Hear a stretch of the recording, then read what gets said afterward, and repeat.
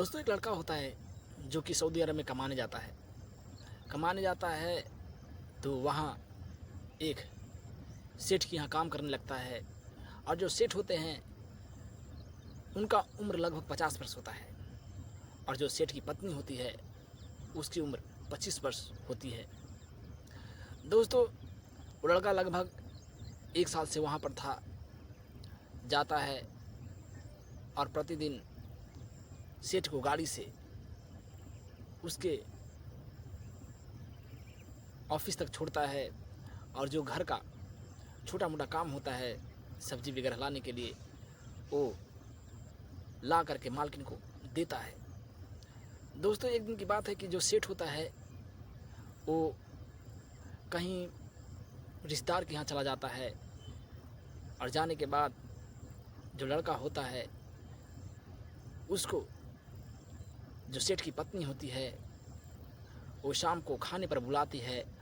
और बुलाने के बाद जब वो लड़का खाना खा लेता है तो फिर जब रात हो जाती है तो सेठ की पत्नी उसके हाथ को पकड़ लेता है और कहता है कि तुम सोने के लिए बाहर मत जाओ, तुम आज यहीं पर सो जाओ।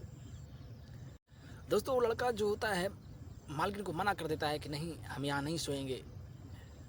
मगर फिर भी जो सेठ की पत्नी होती है हाथ को पकड़ लेती है और कहती है कि तुम आज रात यहीं बिताओगे और मेरे साथ बिताओगे। दोस्तों, जब लड़का इतना बात सुनता है तो वो डर जाता है। उसके शरीर से पसीने बहने लगते हैं, वो शॉक्ड हो जाता है। और फिर जो मालकिन होती है उसके हाथ को पकड़ करके अपने बेडरूम में लेकर जाता है। और फिर जो होता है वो आप सुनिएगा तो हैरान हो जाइएगा, परेशान हो जाइएगा। तो नमस्कार दोस्तों, फिर से एक नई कहानी में आप लोगों का स्वागत है। इस कहानी को आप अंत तक देखिएगा, सुनिएगा। इस कहानी में आपको मज़ा भी आएगा और कुछ सीखने को भी मिलेगा। इससे पहले कि अगर आप मेरे चैनल पर नए हैं तो चैनल को सब्सक्राइब कर दीजिए, लाइक कर दीजिए, ताकि हमारा हौसला बना रहे। तो चलिए दोस्तों, कहानी को शुरू करते हैं। दोस्तों, ये जो कहानी है बिहार की है। एक समीर नाम का लड़का रहता है जो कि गरीब परिवार से बिलोंग करता है। उसके जो पिता होते हैं बीमार रहते हैं और जो माता होती हैं वो दूसरे के यहाँ झाड़ू पोछा का काम करती थी और उसी से घर को चलाती थी। समीर भी इधर उधर काम करता था, मजदूरी करता था। और मजदूरी में जो भी पैसा मिलता अपने घर पर अपने माँ को दिया करता था। दोस्तों, समीर की 2 बहनें भी थी जो समीर से छोटी थी। समीर का जो उम्र था लगभग 20-22 वर्ष का होगा। और बहनें भी, एक बहन 15 साल का और दूसरी 18 वर्ष की थी। दोस्तों, धीरे धीरे समय बीत रहा था, गरीबी थी। माँ दूसरे के यहाँ झाड़ू पोछा करती थी और समीर कभी काम मिलता तो काम करता, कभी नहीं मिलता तो ऐसे ही अपने घर पर बैठा रहता। दोस्तों, समीर जो था समझदार था और ड्राइवरी का काम भी जानता था। मजदूरी नहीं मिलती तो ड्राइवरी करता और ड्राइवरी से पैसा कमाता था। मगर उसकी ज़रूरतें पूरी नहीं हो पा रही थी क्योंकि बहन भी अब जवान हो चुकी थी और उसकी शादी का भी समीर के माथे पर बोझ था। सोचता है कि बहन की शादी कैसे करेंगे। दोस्तों, अब एक दिन पेपर में देखता है किसी सऊदी अरब में एक ब्रोकर अपना एडवर्टाइजमेंट छपवाया है कि अगर ड्राइवरी का कोई काम जानता है तो सऊदी अरब जा सकता है, अच्छा खासा वहाँ पैसा मिलेगा। दोस्तों, समीर जो होता है पेपर कटिंग से नंबर निकालता है और उस ब्रोकर के पास फ़ोन लगाता है और फ़ोन पर बात करता है और सऊदी अरब जाने के लिए तैयार हो जाता है। फिर जो होता है वीज़ा और पासपोर्ट बनवा लेता है। बनवाने के बाद वो अब सऊदी अरब चला जाता है। सऊदी अरब पहुंचता है तो उसे अच्छी जॉब मिल जाती है ड्राइवरी का। वहाँ अच्छे से जॉब करने लगता है। दोस्तों, वो सोचता है कि मुझे तो अच्छा जॉब मिल गया, नहीं तो किसी को सऊदी अरब में ब्रोकर लोग गलत कामों में डाल देते हैं। ऐसे कामों में डाल देते हैं कि वो काम आदमी कर ही नहीं पाता है बकरियां चराने के लिए, और बकरियां चराते हुए भी उसे पैसा नहीं मिल पाता है। सालों सालों का तनख्वाह नहीं मिल पाता है। कभी वैसा ब्रोकर मिल जाता है फंसाने वाला तो लोग फंस भी जाते हैं। मगर जो समीर था वो फंसा नहीं था, उसे अच्छी सी जॉब मिल गई थी। वो ड्राइवरी का काम कर रहा था, समय पर महीनों में तनख्वाह मिल जाता था। दोस्तों, जिस सेठ के यहाँ वो गाड़ी चला रहा था, उस सेठ के यहाँ सिर्फ सेठ और एक सेठ की पत्नी रहती थी। सेठ जो था उसका उम्र लगभग 50 वर्ष था और जो सेठ की पत्नी थी उसकी उम्र 25 वर्ष थी। दोस्तों, जो सेठ की पत्नी थी हमेशा उदास रहती थी, मगर इतनी सुंदर थी कि जो समीर होता है देखता है तो सोचता है कि लंगूर के हाथ में कैसे अंगूर पड़ गया, कहाँ 25 और कहाँ 50। दोस्तों, मगर उसे तो वहाँ काम करना था, पर्सनल किसी की ज़िंदगी में इन्वॉल्व नहीं होना चाहता था। मगर जब भी सेठ की पत्नी को देखता वो बेचैन हो जाता। सोचा था कि शायद काश हमारी पत्नी ऐसी होती, ऐसी मिलती, मगर दिल के बात को अपने दिल में ही रखता था। धीरे धीरे समय बीत रहा था। एक दिन की बात है कि समीर को पता चलता है कि जो सेठ की पत्नी है वो दूसरी पत्नी है। सेठ की पहली पत्नी थी वो मर गई थी। मरने के कारण जो सेठ की पत्नी की दूसरी बहन थी उसके साथ सेठ को शादी कर दिया जाता है, क्योंकि सेठ के पास ढेर सारे रुपए पैसे थे, धन दौलत से अमीर थे। इसीलिए इस लड़की से उसके माँ बाप शादी कर देते हैं। दोस्तों, समय बीत रहा था। एक दिन की बात है कि सेठ कहीं अपने परिवार के यहाँ किसी पार्टी में चला जाता है।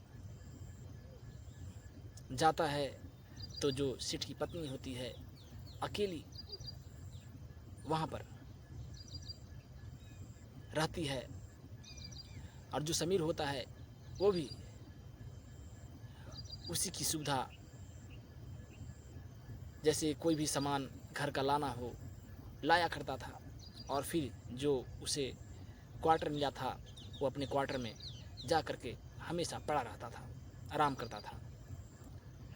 दोस्तों, एक दिन की बात है कि जो सेठ की पत्नी होती है समीर को बुलाती है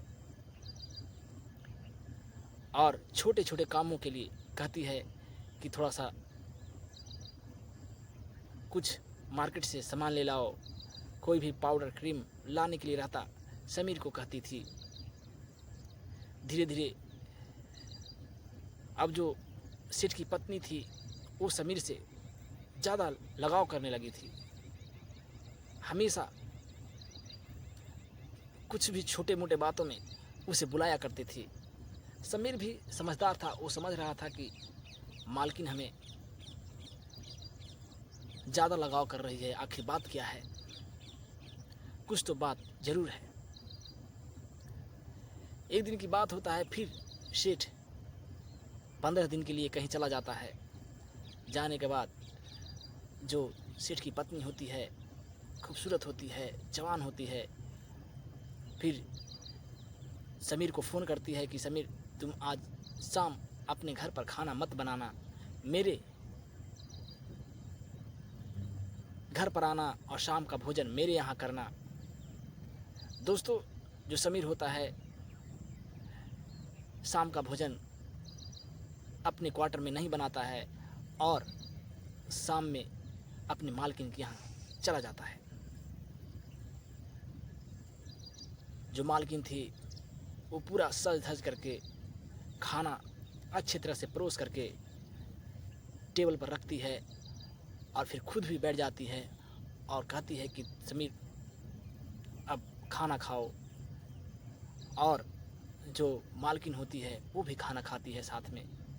समीर मना करता है कि हम आपके साथ नहीं खा सकते हैं, मगर जब मालकिन कहती है कि ऐसा मत समझो, तुम मेरे ड्राइवर हो तो क्या हुआ, साथ में बैठ करके खाना खाएंगे। फिर समीर और दोनों खाना खाते हैं, बातचीत करते हैं। दोस्तों, जब रात हो जाती है और समीर अपनी मालकिन से कहता है कि अब हम अपने क्वार्टर जा रहे हैं सोने के लिए, तो जो मालकिन होती है समीर की हाथ को पकड़ लेती है और कहती है कि तुम आज रात अपने क्वार्टर पर नहीं बल्कि मेरे साथ सोओगे। दोस्तों, जैसे ही मालकिन समीर की हाथ पकड़ती है, समीर घबराने लगता है, उसके शरीर से पसीने छूटने लगते हैं, उसे अजीब सी फील होने लगती है। समीर कहता है कि मालकिन, आप मेरी हाथ को छोड़िए, आप मेरे हाथ को ऐसे मत पकड़िए। मालकिन कहती है कि देखो समीर, तुम मेरे साथ आज रात सोओगे। समीर कहता है कि नहीं मालकिन, ऐसा हरगिज़ नहीं हो सकता, क्योंकि आप मेरी मालकिन हैं। अगर मालिक ये सब जान जाएंगे तो बहुत महंगा पड़ेगा।